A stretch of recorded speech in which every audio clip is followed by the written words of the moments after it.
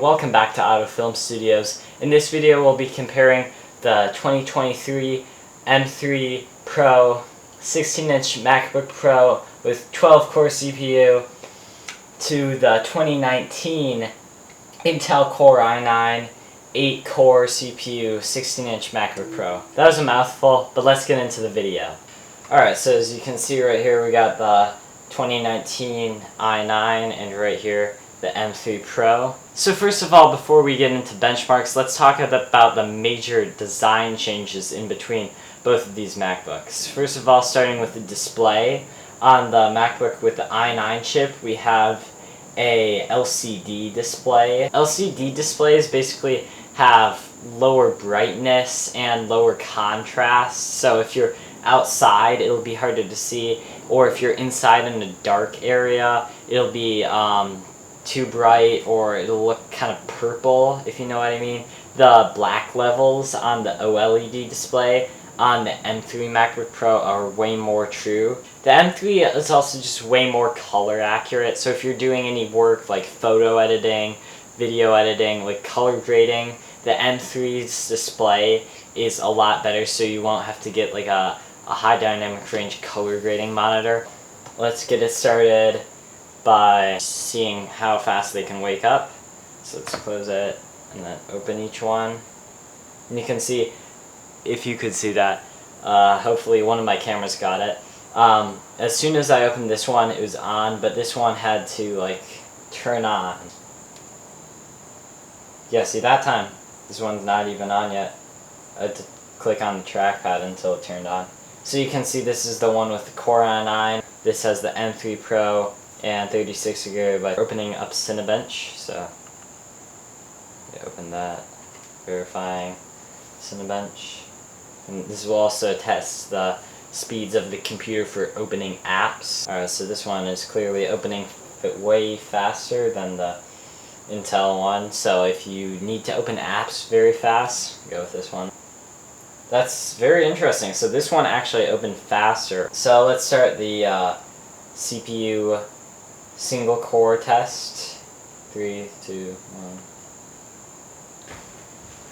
So the M3 model has finished rendering, however the Core i9 model is still going, so we're just gonna stop that. So during that run the i9 got extremely hot. It's still very hot to the touch, and the fans were very loud. Sorry if the wind is loud too. However, the M3 did not heat up at all from the outside right here. Maybe on the bottom it heated up a bit, and the fans never spun up during the entire test, which is just insane. Another thing that's insane is it actually scored 20 more points than the M1 Ultra and the M1 Max. So if you're also looking at like the M1 Max MacBook Pro, this one does way better in single core. Alright, so we're starting the multi-core. You can see on this one it's already starting faster than on the i9. It's just showing how much faster like the RAM and the SSD. So this one should hopefully be a lot faster because it's using all the cores rather than one. Yeah, we can see this one's already done with one of the threads or whatever you call these things. Yeah, this one is going fast. Alright, so there you go. The Cinebench round is done, and this has really shocked me. On the M3 Pro, we have 1,054 points, and on the i9 we have 511. That is more than 4 times as much on the M3 Pro. However, this computer is like 4 times the cost, so that is to be expected. The M3 Pro beating the Ryzen 7 5800X and the M1 Max in multi-core. However, it still does not beat the M1 Ultra, which makes sense as that chip is a lot more expensive. And on here, we're just barely beating the base M1 chip, which is surprising, by 2 points, and we are beating the i7 12th generation. Alright, so now that we're done with Cinebench, let's hop over to another benchmark. Alright, so next up we'll be testing Blender. Sorry if the audio sounds worse. I closed the windows since it was raining and now it's more echoey in here. Alright, so 2 different tests we're going to do. First of all, I'm just going to go into rendered view on both of these. Alright, so we can move around. But then if we go into cycles render on both of them, you can see on the M3 is not really slowed down at all, but on the Intel is slowed down a lot. However, we're using the CPU on both of them, so if we switch over to the GPU. Alright, so while we're waiting for this to load in the render kernels, I'm going to unplug the battery on both of them.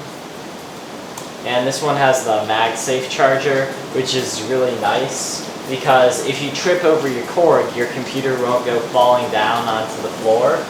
I'm going to turn up the brightness on the displays from both of them. So it's been a few minutes, and on the Intel we still haven't, oh, of course, now they're in. So on the Intel, even in the GPU, is very laggy. Alright, so my next test will be another one in Blender. This way you get to see a real world model just moving around. You can really tell the difference in speed. Just look at how much slower that is compared to this one, where you can actually see it in real time, where this one is so much slower. Alright, so this wing here clearly goes to the M3 Pro, as it is just way faster. But is this speed increase worth $2,000 more? I don't know. It really depends on what you're doing. If you're doing this professionally, you probably should invest more on the M3 Pro. Alright, so now let's move on to some improvements that non-professionals might get impacted by, such as the speakers and the displays. So we've loaded up YouTube here. One very noticeable difference between the two is the refresh rate. I don't know how much you'll be able to see it on camera, but it just looks so much smoother on the M3 machine than the Intel. Now for loading up this YouTube video, I'm going to click it at the same time, and I force clicked. I always forget about that.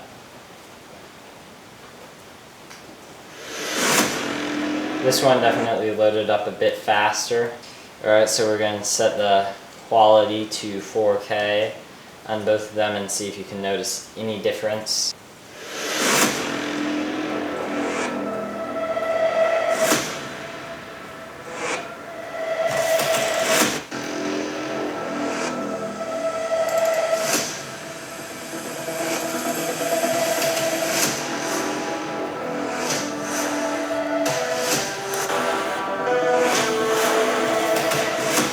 Of the Outdoor Restriction Act, recently signed in a few.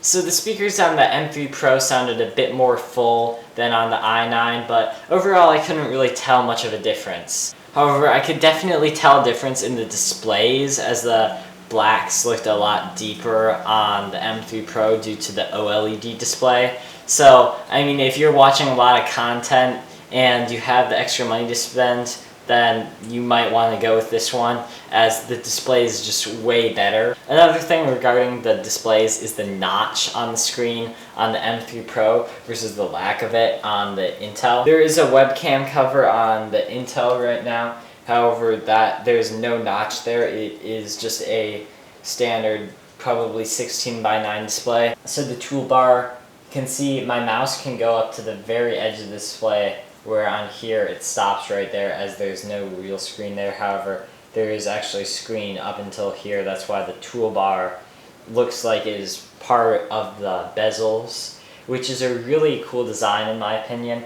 However, I kind of don't like how the mouse can just go through the notch. If you accidentally leave your mouse under the notch in the webcam, you might lose your mouse. But it's a design choice. I just feel like it would make more sense if it stopped there. I don't know.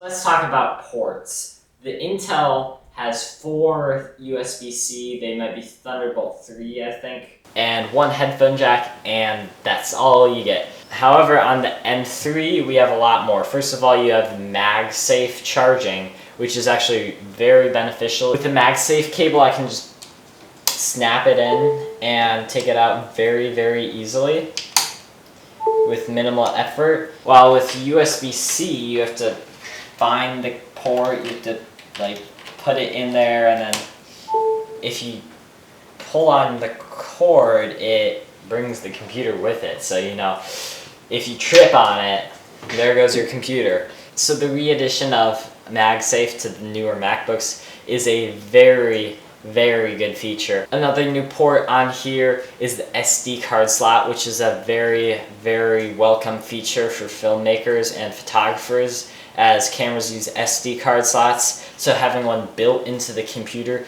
is very nice. Another port, as you might have seen from some of the B-roll, is the HDMI port.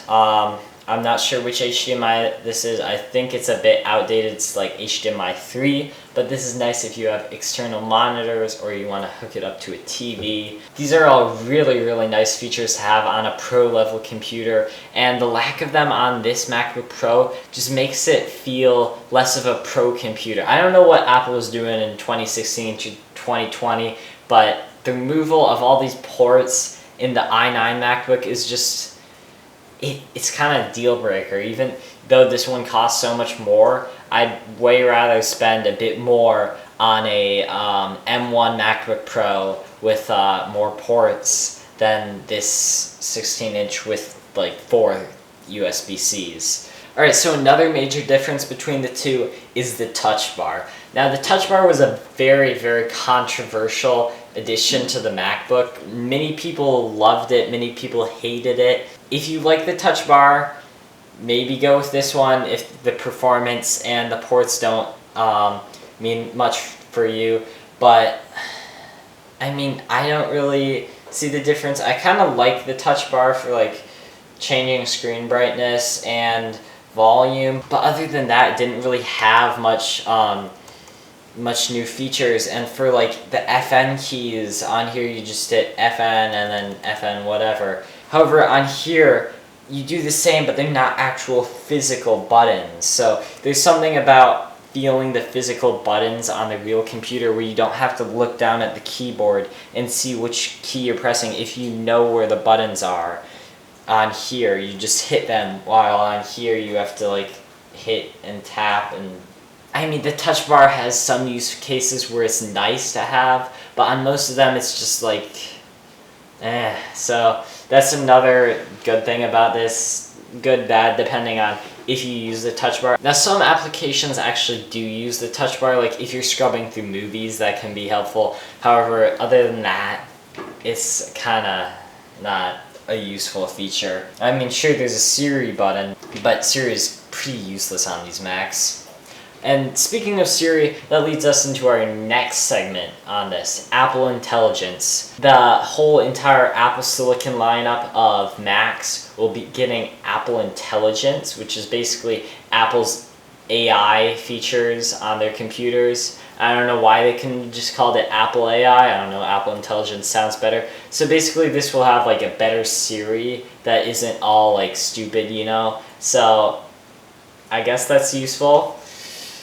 It really depends. We'll see how useful it is later this year when it actually is released. If you're thinking about future-proofing your device or keeping it for a long time, you should maybe spend a bit more on that 16-inch, or just get like a 16-inch M3 Pro with less RAM, or 16-inch M3 Air even. You'll probably need more than 8 gigabytes of RAM if you want to actually use Apple Intelligence well, because the iPhones were just upgraded to 8 gigabytes of RAM for use of Apple Intelligence. However, iOS uses a lot less RAM than macOS, so if you're going to be using macOS and then have some Apple Intelligence stuff on, then it's going to use a lot more RAM, and then your computer's going to start slowing down.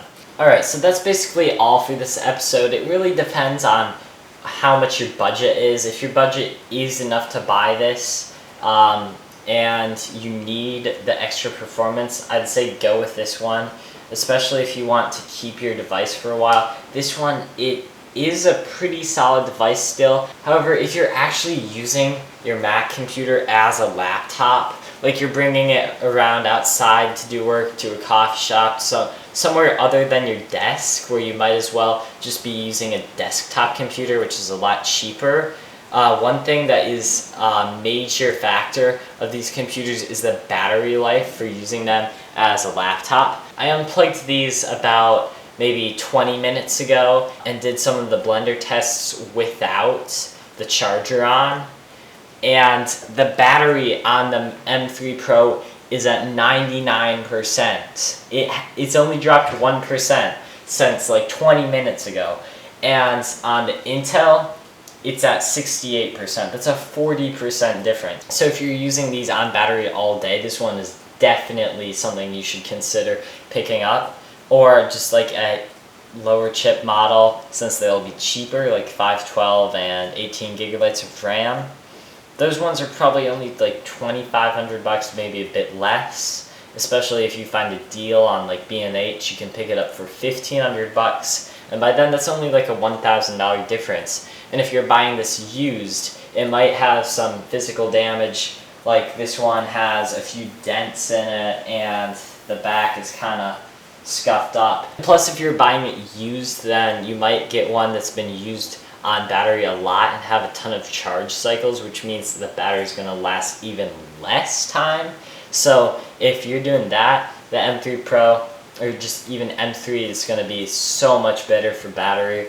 And the 16-inch model just makes that even better. And if you have one of the Apple Silicon models like the M3 Pro or M3 or M2, one of those, you can turn on low power mode, which uses even less battery at the sacrifice of a bit of performance, which makes it last even longer. So if you're just doing web browsing and stuff like that, you can get the performance of like M2 Pro with the power of like half of that. But it's amazing to see how much of an upgrade it is from this computer to this computer in just the span of like 4 years. This is 2023 to 2019. So that's a major upgrade, and I hope Apple continues to develop on their M series chips to improve like the M4 chip, bring even more upgrades and stuff.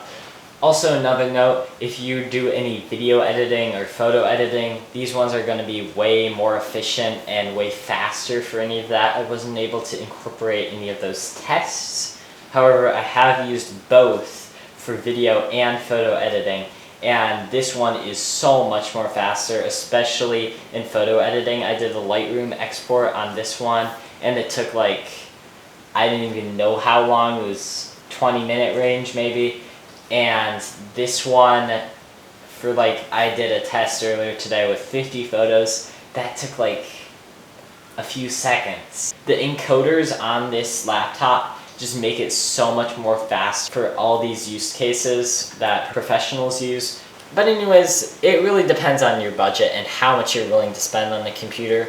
If you just need like a laptop for a bit of use for like sub $500, this computer is actually really good for that price. Pick one of these up used and you'll have a great computer. However, if you need the extra performance, or you don't like the loud fan noise, if you need a better display, or if you actually want to use your laptop as a laptop, then definitely go with the M3 Pro if you can spend extra money, especially since it'll be on sale for quite a bit of time. bnhphotoandvideo.com, I'll put a link below, has these amazing deals on the M3 Pro MacBooks, and when the M4 Pro comes out, rumored to be in this October, I think, the prices are going to drop like crazy on these ones. But if you don't have any need for the ray tracing, I'd probably say go with the M2 Pro. The battery life will be a bit less. But anyways, I've been rambling about which one's best for you. I hope this helped, and I'll see you in the next video where I might do some tests on this one for filmmaking. This one here, not this one. I've already done the tests, I just need to edit it. Anyways, thanks for watching this Autofilm Studios video. See you in the next one. And if you want to see that test of this for filmmaking or photography stuff, like I have it going through Lightroom and things like that, subscribe and I'll post that in a week or two. Alright, now I'll have to edit this.